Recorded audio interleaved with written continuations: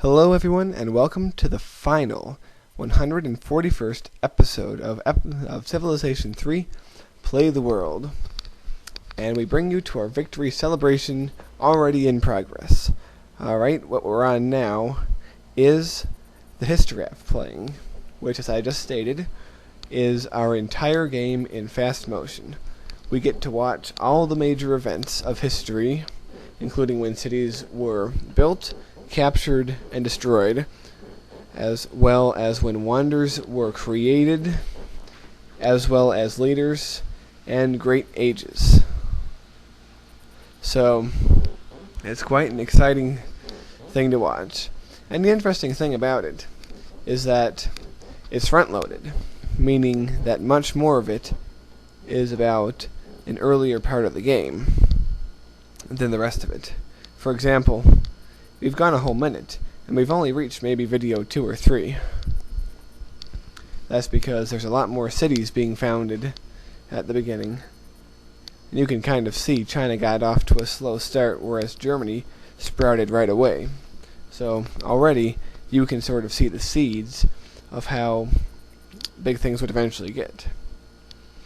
This is very helpful because you get to see the cities as they're created, so you better understand where you've come from in this game. Okay, now we're growing, and you can see that we've started to be hemmed in on two sides. It's always very interesting to look at this because how long has it been since we've seen the Japanese or the Mongols or anyone else for that matter? But what an innocent time those were. Back in the days of warriors, spearmen, archers, eventually war elephants, cavalry, tanks, finally modern armor. It's all here, all our history displayed for us in one long clip. Alright, we've come to about video 8 or 9 right now. And as you can see, the Germans have grown greatly. And the Koreans are also doing pretty well themselves. The Koreans being the only civilization that we did not personally destroy. Now, do you see in the lower left side is the histogram showing the score over time. So far we're all roughly even, but you'll want to keep your eye out for that because it's going to radically change. Alright, now we are reaching the end of the initial exploration and settlement stage because everyone is basically grown to the maximum size that they're going to get without actually fighting wars. So we're all up to size, and pretty much that's it for growth, and not much happens for a little bit until, of course, in video 15 or 16 we launch our war against the Japanese, which should be beginning at any point. Yep, there we go. As you can see, we start taking the Japanese cities. You all remember that, if you were subscribed back then, or if you've gone into the back catalog to watch. Yep, we're mowing them down. And as you can see, the Celts and the Koreans are at war. And now that's when the Germans sneak attacked us. Remember that? The first war we ever had with them. And it's around this time that the Chinese and the Celts both start fighting us. And a lot of fighting between the Koreans and the Germans, but the Koreans at this time were able to hold off the Germans. Alright, the Japanese are now gone, but we are fighting against the Chinese. I think we're going to take that one Celtic city, unless I'm mistaken. And we take the Chinese city when we made peace with them. And then, yep, there we go. Then we make peace with the Celts. Alright, this was during our brief period of peace until war starts up again. Should probably see it in a few seconds. Yep, there we go. Now keep in mind, we're only up to video 45 or so, but the timeline is 3/4 of the way through, which really impresses upon you how busy the later eras are compared to the early eras. But as you can see, war has started and the Celts and the Mongols are fighting each other. And pretty soon you'll see Estrin in the action too. Yep, there we go. We now have tanks. So this is the point at which we started to turn things around against the Celts. And as you notice now, we're getting to the point, yep, here it comes, where the Mongols betray us, and we start dishing out our punishment. And the beginning of the video was pretty slow, but expect things to be moving pretty quickly now. As you can see, we're pretty much whittling down the Mongols very quickly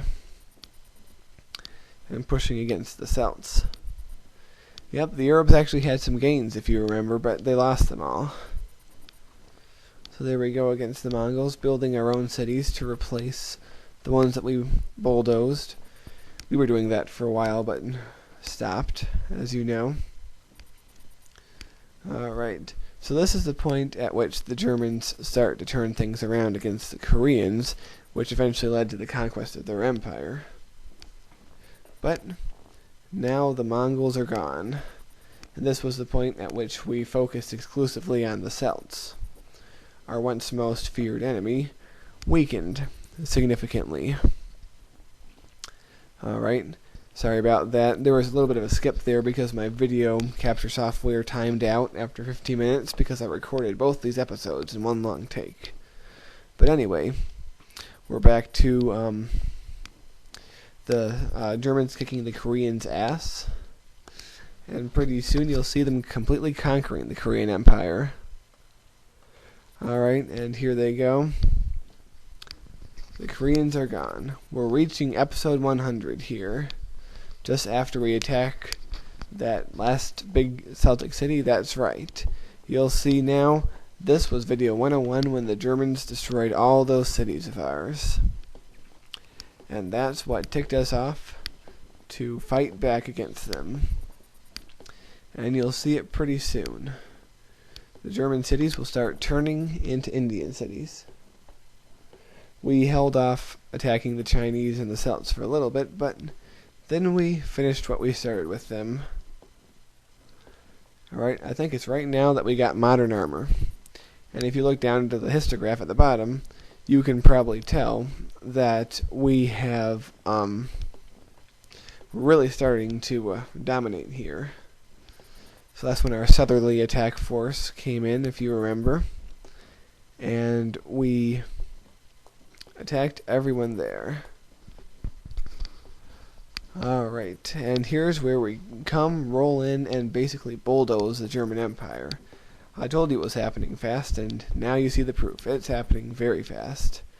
The Arabs and their feeble attempts to colonize former Korean territory. But, yep, the Germans go down quickly. Right, we have a few turns of peace here while the Arabs continue to settle. And then we come in and remove those cities and begin our attack on the Arab islands. Yep, and there we go. Which brings us to the present day and to our glorious victory. Yes, sir, that was a treat to watch. A real treat. Alright. Now the next thing they show us is our statistics. We're number one in everything because we're the only ones left standing. Yes, sir. Now the next statistics they show us is the histograph, and our color has gone all the way from left to right. We control everything in power, score, and culture. If you would have waited one more turn, you would have seen that the pink abruptly stopped. Yes, we are the masters. And now for the final moment, my ranking as a leader. I am Bone Canoe the Magnificent, just about as high as I can go. Conquest victories always give you higher ratings. Yes, sir. From now on, you will all address me as Bone Canoe the Magnificent. That's the Hall of Fame with another game that I completed but didn't do too well on. Also listed up there. And, well, I believe that's it. So, signing off for the last time ever on a regular Civilization 3 Let's Play. This is Bone Canoe 86 signing out. So long.